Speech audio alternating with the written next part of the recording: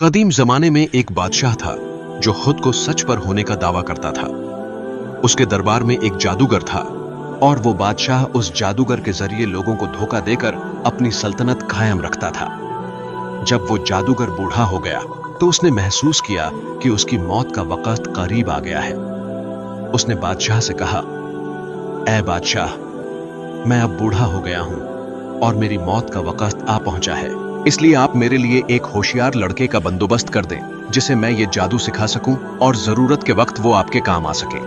तब बादशाह ने सल्तनत के तमाम होशियार लड़कों में से एक अक्लमंद और समझदार लड़के को चुना और उसे जादूगर के पास जादू सीखने के लिए भेज दिया।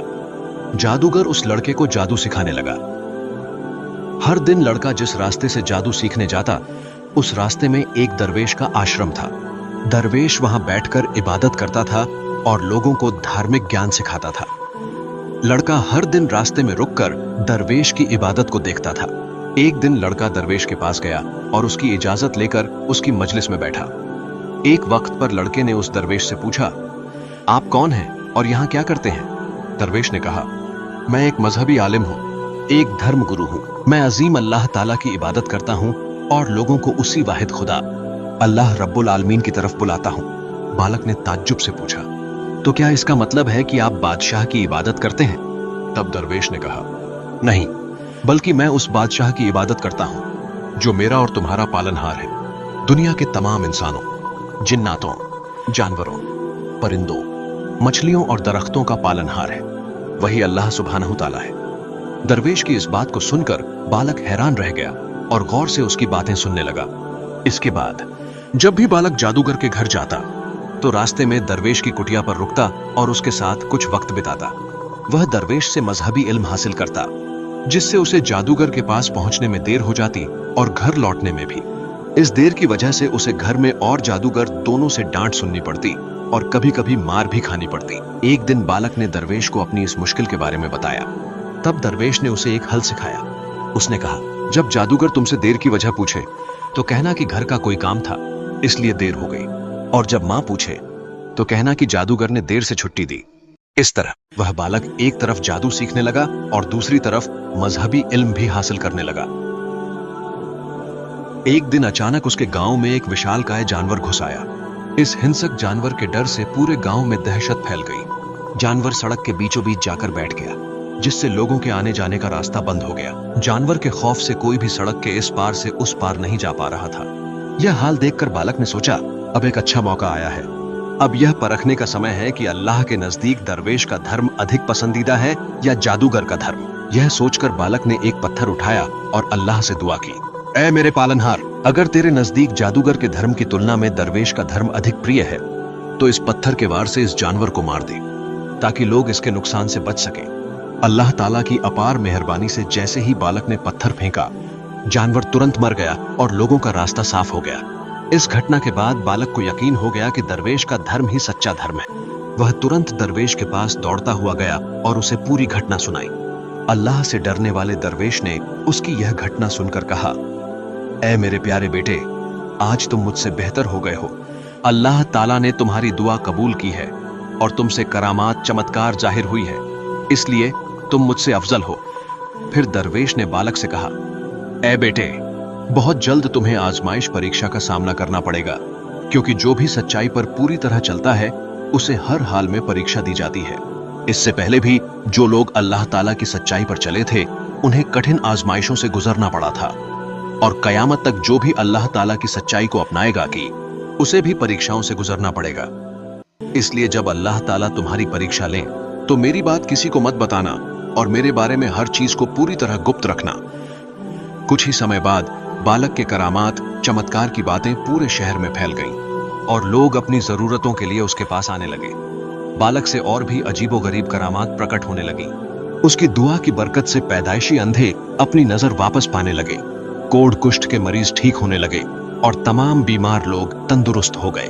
कुछ ही दिनों में लोग उसे बेइंतहा चाहने लगे, क्योंकि वह बिना किसी इनाम या इंतकाम प्रतिफल के सबका इलाज करता था। वह लोगों को तौहीद एकेश्वरवाद की तरफ बुलाता था और उनसे कहता था, तुम इस बात की गवाही दो कि अल्लाह के सिवा कोई इबादत के लायक नहीं है। जब लोग यह गवाही दे देते तो वह अल्लाह ताला से उनके लिए दुआ करता और वे लोग ठीक हो जाते थे। बालक धीरे धीरे लोगों के बीच मशहूर हो गया। बादशाह का एक वजीर मंत्री था जो अंधा हो गया था। जब उसे यह खबर मिली कि एक बालक है जो अंधों को ठीक कर सकता है, तो वह बड़ी उम्मीद लेकर बहुत सारे तोहफे उपहार लेकर बालक के पास पहुंचा। वजीर बालक के पास बैठा और नरमी से कहा, अगर तुम मुझे ठीक कर सकते हो तो ये सारे तोहफे मैं तुम्हें दे दूंगा। बालक ने कहा, मैं किसी को ठीक नहीं कर सकता।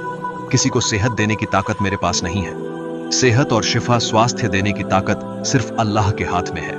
अगर आप अल्लाह ताला पर ईमान लाते हैं तो मैं आपके लिए दुआ करूंगा और अल्लाह ताला आपको सेहत अता करेंगे। वजीर ने हैरत से पूछा, अल्लाह कौन है? तब बालक ने जवाब दिया, अल्लाह ताला वह अजीम सत्ता है जिन्होंने आपको और मुझे पैदा किया है। वही आसमान से बारिश बरसाते हैं जिससे खेतों में फसलें उगती हैं और उसी से हमारा रिज्क, रोजी का इंतजाम होता है। अल्लाह ताला वही हक सत्य हैं जो बीमार को सेहत अता करते हैं। यह सुनकर वजीर का दिल रोशन हो गया और उसने फौरन कहा, अशहदु अल्ला इलाहा इल्लल्लाह, मैं गवाही देता हूं कि अल्लाह के सिवा कोई इबादत के लायक नहीं है। फिर बालक ने दोनों हाथ उठाकर वजीर के लिए दुआ की और अल्लाह ताला ने उसकी आंखों की रोशनी लौटा दी।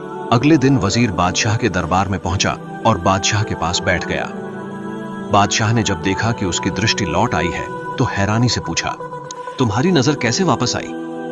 वजीर ने जवाब दिया, मेरे रब ने मेरी दृष्टि लौटाई है। बादशाह ने गुस्से से कहा, तो क्या इसका मतलब है कि मैंने तुम्हारी दृष्टि लौटाई? वजीर ने निडर होकर कहा, नहीं, मेरे और आपके रब अल्लाह सुब्हानहू ताला ने मेरी दृष्टि लौटाई है। यह सुनकर बादशाह आग बबूला हो गया और उसने वजीर को कैद करने का हुक्म दिया। उसे जेल में डाल दिया गया और उस पर भयंकर यातनाएं की गईं। उसे बार बार पूछा गया, तुम्हें यह सब किसने सिखाया? वजीर ने कहा, उस बालक ने मुझे सिखाया है। मैंने उसी से तौहीद, एकेश्वरवाद का ज्ञान प्राप्त किया और उसी के जरिए मुझे सच्चे सृष्टिकर्ता का पता चला। इसके बाद उस बालक को बादशाह के दरबार में लाया गया और उसे भी क्रूरतापूर्वक यातनाएं दी गईं। उससे पूछा गया, तुम्हें यह सब किसने सिखाया? लेकिन बालक ने कोई जवाब नहीं दिया। अंततः जब वह दर्द को सहन नहीं कर सका तो उसने कहा, मुझे यह तौहीद का ज्ञान उस दरवेश से मिला है। उसी ने मुझे सच्चे मार्ग की ओर दाव किया और अल्लाह ताला की एकता तौहीद सिखाई। इसके बाद दरवेश को भी कैद कर लाया गया। बादशाह ने उससे कहा, अपने धर्म से लौट आओ वरना तुम्हें मार दिया जाएगा। लेकिन दरवेश अडिग रहा और बोला, नहीं, मैं कभी अपने धर्म से नहीं फिरूंगा। बादशाह ने क्रोध में आकर आदेश दिया कि दरवेश को मौत के घाट उतार दिया जाए। उसे सबके सामने लाया गया और एक धारदार आरी से उसके शरीर को सिर से पांव तक 2 हिस्सों में काट दिया गया। यह दिल दहलाने वाला दृश्य वहां खड़े सभी लोग देख रहे थे। फिर बालक से कहा गया, अगर तुम अपने धर्म से वापस लौट आओ तो तुम्हें छोड़ दिया जाएगा, वरना तुम्हारा अंजाम भी दरवेश जैसा ही होगा। लेकिन बालक ने बिना किसी डर के कहा, नहीं, मैं कभी अपने धर्म से वापस नहीं लौटूंगा। दोन बादशाह ने सोचा कि इस बालक को सबके सामने मारना उचित नहीं होगा। अगर इसे जनता के सामने मारा गया तो लोग विद्रोह कर सकते हैं। इसलिए उसने बालक को गुप्त रूप से खत्म करने का फैसला किया। बादशाह ने अपने कुछ सैनिकों को हुक्म दिया कि वे उस बालक को पहाड़ की चोटी पर ले जाएं और फिर उससे कहें कि वो अपने दीन से वापस लौट आए। अगर वो इनकार करे तो उसे वहां से धक्का देकर नीचे गिरा दें और इस तरह उसकी कत्ल कर दें। सैनिकों ने बादशाह के हुक्म की तामील करते हुए बालक को पहाड़ की चोटी पर ले जाकर उससे कहा कि वो अपने ईमान से वापस लौट आए। जब बालक ने इनकार कर दिया तो वे उसे पहाड़ की चोटी से नीचे फेंकने के लिए तैयार हो गए। तभी बालक ने जालिमों के जुल्म से बचाने के लिए अल्लाह ताला से मदद की दुआ मांगी। अचानक अल्लाह रब्बुल आलमीन की मदद आसमान से आई और पहाड़ अचानक से जोर जोर से हिलने लगा। इसके चलते बादशाह के तमाम सैनिक पहाड़ से नीचे लुढ़क कर गिर गए। लेकिन अल्लाह की रहमत से बालक पूरी तरह महफूज रहा। बालक खुशी से पहाड़ की चोटी से नीचे उतरा, लेकिन वो बादशाह के खौफ से भागा नहीं, बल्कि वो तौहीद पर सख्त यकीन रखते हुए सीधा बादशाह के दरबार में पहुंचा। उसने बादशाह को समझाने की कोशिश की कि अल्लाह ताला तुमसे हजारों और करोड़ों गुना ज्यादा ताकतवर है। अल्लाह ताला के पास ऐसी ताकतवर फौज है जिसके सामने तुम्हारे सैनिक कुछ भी नहीं है। जब बादशाह ने बालक को देखा तो वो हैरान रह गया और उससे पूछा, मामला क्या है? मेरे सैनिक कहां हैं? बालक ने ईमान से भरा हुआ जवाब दिया, अल्लाह ताला ने मुझे उनके हाथों से बचा लिया है और उन्हें तबाह कर दिया है। तब बादशाह ने उसे एक और समूह के सैनिकों के हवाले कर दिया और उन्हें आदेश दिया, तुम इसे एक नाव में बैठाकर समुद्र के बीचों बीच ले जाओ। जब तुम बीच समुद्र में पहुंच जाओ तो इसे समुद्र में फेंक देना ताकि यह डूबकर मर जाए। बादशाह के आदेशानुसार सैनिक उस बालक को समुद्र के बीचों बीच ले गए और उसे नाव से समुद्र में फेंकने का इरादा किया। तब बालक ने फिर से पहले की तरह दुआ की, ऐ अल्लाह, इन जालिमों के हाथों से मुझे बचा ले। जैसे ही बालक ने दुआ की, समुद्र में बड़ी बड़ी दानव जैसी लहरें उठने लगी। इन लहरों के कारण बादशाह के सभी सैनिक समुद्र में डूबकर मर गए। फिर बालक एक बार फिर सुरक्षित रूप से बादशाह के दरबार में पहुंचा और बादशाह से कहा, मेरे अल्लाह ने मुझे बचा लिया और तुम्हारे सैनिकों को नष्ट कर दिया। इसके बाद बालक ने कहा, अल्लाह की कसम, ऐ बादशाह, चाहे तुम कितनी भी चालाकी कर लो, तुम मुझे मार नहीं सकते। अगर आप मेरे बताए गए तरीके से कोशिश करेंगे तो शायद आप मुझे शहीद कर पाएंगे। जैसे ही बादशाह ने यह सुना, वह बेचैन होकर पूछने लगा, वह तरीका क्या है, मुझे क्या करना होगा?